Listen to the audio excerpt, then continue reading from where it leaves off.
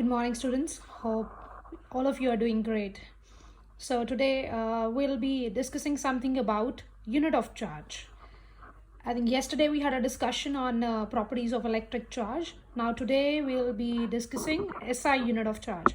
As I've told you, there are systems in physics like SI system, CGS system, MKS system that I've already explained to you in class 9th. That is, CGS stands for centimeter gram second, MKS, FPS, so many systems are there. But here we particularly talk only about SI system.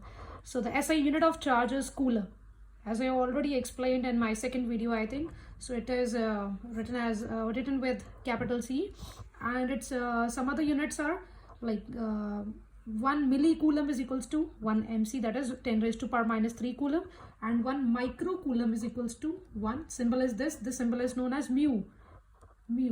So 1 microcoulomb is equals to 10 raised to power minus 6. 1 millicoulomb is 10 raised to power minus 3 coulombs, and 1 microcoulomb is equals to 10 raised to power minus 6. Here again there is one numerical. What is the number of electrons in 1 coulomb of charge? We already had a discussion on this previous video. In the previous video I have shared this thing. So Q is given to you 1 coulomb, so Q is here 1C, and we very well know that Q is equals to plus minus NE, as I've already explained to you in my second video. So N is going to be capital Q upon E, and capital Q is 1, and E, the value of E, that is elementary charge, is fixed. So it will be 1.6 into 10 raised to power minus 19, and when you solve it, you will get 6.25 into 10 raised to power 18 coulomb. So you have to keep in your mind that 1 coulomb is the magnitude of charge possessed by 6.25 into 10 raised to power 18 electrons. Now we'll come to the next topic, which is classification of substances based on the electrical conductivity.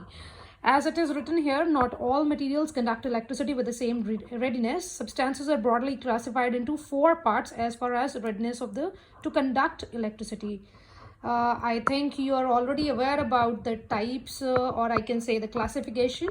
You very well know about conductors, insulators, semiconductors. So we're gonna discuss now the next topic to be here, which is this. So the first part according to this is insulator.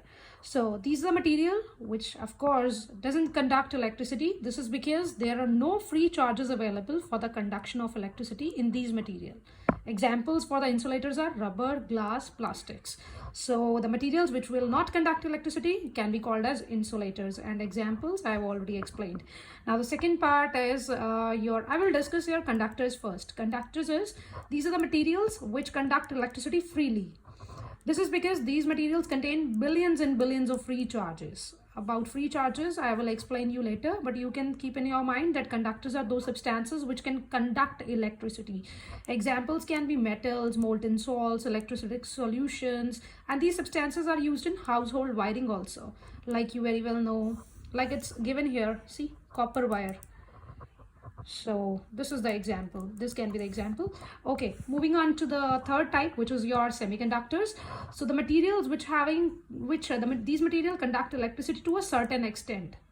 This is because a small number of free charges are available for the conduction of electricity. Examples are silicon and germanium. So basically semiconductors are those materials which are having conductivity less than conductors, but of course more than insulators. So semiconductor is lying between these two things. So that means conductors have the highest conductivity, insulators doesn't conduct at all, and semiconductors will conduct at some particular conditions at particular temperature. Now the last topic is last point here is superconductors. So these are the materials which conduct electricity so freely that there is absolutely no obstruction to the flow of free charges. Like superconductors, I guess you have heard about this word. So no obstruction means no loss of energy here. These materials are obviously contains billions and billions of free charges, and the movement of charges takes place without any obstruction. Example, mercury at 4.2 Kelvin, or certain alloys you very well know, mixture of metal or non-metal, so at 125 K, that is Kelvin. So as of now, we do not have superconducting materials which can work at room temperature, but efforts, of course, scientists are working on that. So Now you will keep in your mind that the classification of substances based on the electrical conductivity is having basically four types. One is insulators, other is semiconductors, third one is conductors, and the fourth one is superconductors. Thank you so much for watching.